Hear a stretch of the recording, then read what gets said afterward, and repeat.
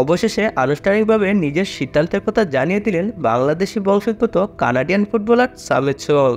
এর আগে বাংলাদেশ জাতীয় ফুটবল দলে তিনি খেলবেন কিনা জিজ্ঞেস করা হলে সামিত সোম বাফুফের কাছ থেকে 2 সপ্তাহ সময় চেয়েছিলেন এবং 2 সপ্তাহ পর আজ তার সিদ্ধান্ত জানিয়ে দিলেন বাফুফেকে। তার সিদ্ধান্তটি হলো হামজার পথেই হাঁটতে শুরু করে দিয়েছেন তিনি, অর্থাৎ তিনি বাংলাদেশ জাতীয় দলে খেলার জন্য প্রস্তুত। সামিত সোমের অনুমতি পাওয়ার পর বাফুফে তার পাসপোর্ট তৈরির জন্য প্রক্রিয়াকরণ শুরু করে দিয়েছে। সবকিছু ঠিকঠাক থাকলে আগামী জুনে সিঙ্গাপুরের বিপক্ষে লাল সবুজের জার্সিতে সামিত সোমকে মাঠে দেখা যাবে। পেশাদার ক্যারিয়ারে সামিত সোম বর্তমানে কানাডিয়ান প্রিমিয়ার লিগের দল ক্যাভালরি এফসির হয়ে খেলছেন। 27 বছর বয়সী এই সেন্ট্রাল মিডফিল্ডার কানাডার জাতীয় দলের হয়ে অভিষেক হয়েছিল।